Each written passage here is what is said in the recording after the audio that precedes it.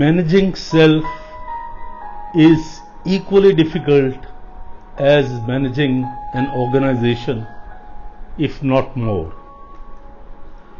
The management gurus recommend that periodic SWOT analysis should be done for maintaining productivity and keeping the organizations ready to face any challenges, any difficulties. What is SWOT? S stands for strength, W for weaknesses, O for opportunities, and T for threats.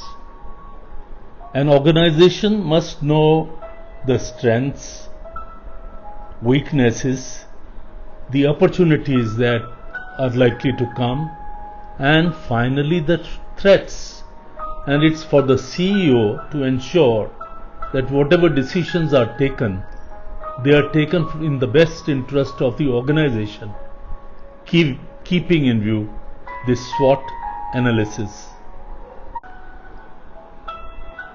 So self-analysis is very important to keep one on the right track, to follow one's goals, to ensure that all wasteful activities are avoided, and to make full use of time, which is the best human resource.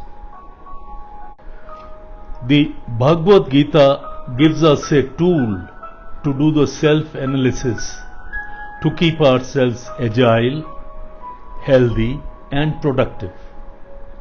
Mental health is even more important than the physical health, and that is what is taken care of in this analysis. In this respect, the Bhagavad Gita, if relied on, can play a pivotal role. What is self-analysis according to the Gita? It entails understanding self and keeping oneself ready to face any challenges. Today we find that the world is changing fast. New, unprecedented problems are looking in our face. Such problems that we could hardly ever imagine earlier. Self-analysis parameters according to Gita are 3. What are the 3 parameters? Which are defined as Sattva-gun, Rajogun, and Tamogun. These 3 conditions control our lives at any given time. Therefore, understanding these clearly is very important. These 3 facets of life, they decide how we can lead a happy and peaceful life, how we can follow the path of duty, how we can be successful in our family, society, and at the workplace. First of all, let's understand what is Sattva-gun. Sattva-gun manifests itself with enlightenment, quest for knowledge, understanding, and following the path of duty. The person is able to see things clearly. The prospect becomes balanced. One is able to see appropriately and respond to the challenges and the oncoming problems. Confidence brings courage, and the person becomes emotionally strong. These are the attributes Lord Krishna wants Arjun to imbibe in his personality. The dialogue goes on at a very opportune place, which is the war. Between the two sides of warring enemies, Lord Krishna is advising Arjun about the need to fight war. but he is emotionally disturbed. He is in a state of upheaval, emotional upheaval. So these qualities therefore are extremely important to enable him to face the difficulties ahead. Incidentally, these qualities are also essential for a CEO who is responsible to run the organization, particularly in times of difficulty. For example, in the current pandemic situation. Secondly, what is Rajogun? Let's understand Rajogun. What happens when Rajogun becomes predominant in the personality? Rajogun breeds desire. It promotes attachment. The individuals look for and pursues results of his efforts. The performance of the duty is affected by the attachment to the results. One tries too hard to the extent that the perspective also goes out of focus. Personal ego, likes and dislikes interfere with the important decisions. Passion rules one's action. Changed circumstances create stress. One loses the sight of the big picture.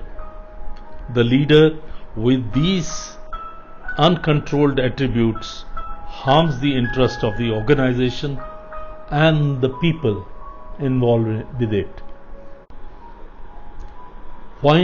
Finally, what happens when Tamogun overpowers an individual?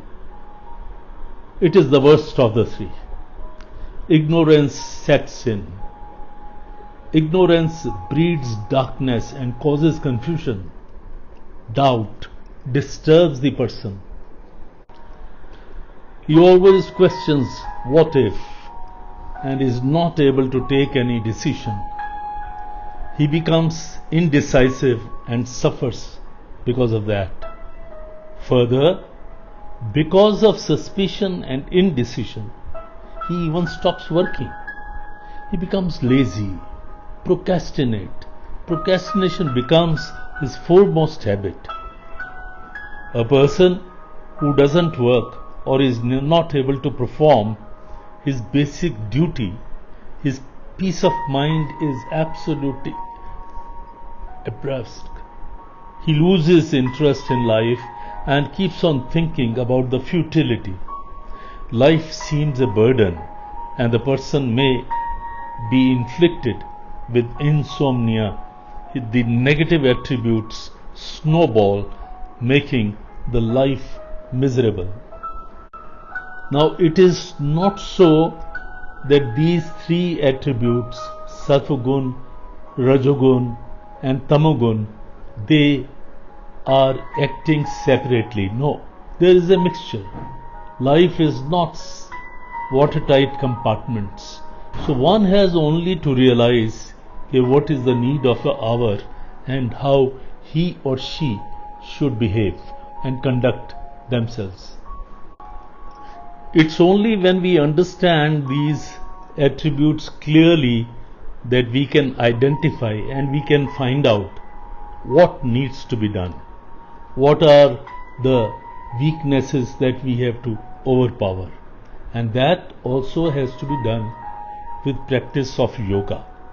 It may not come in a day, but continuous efforts definitely help us.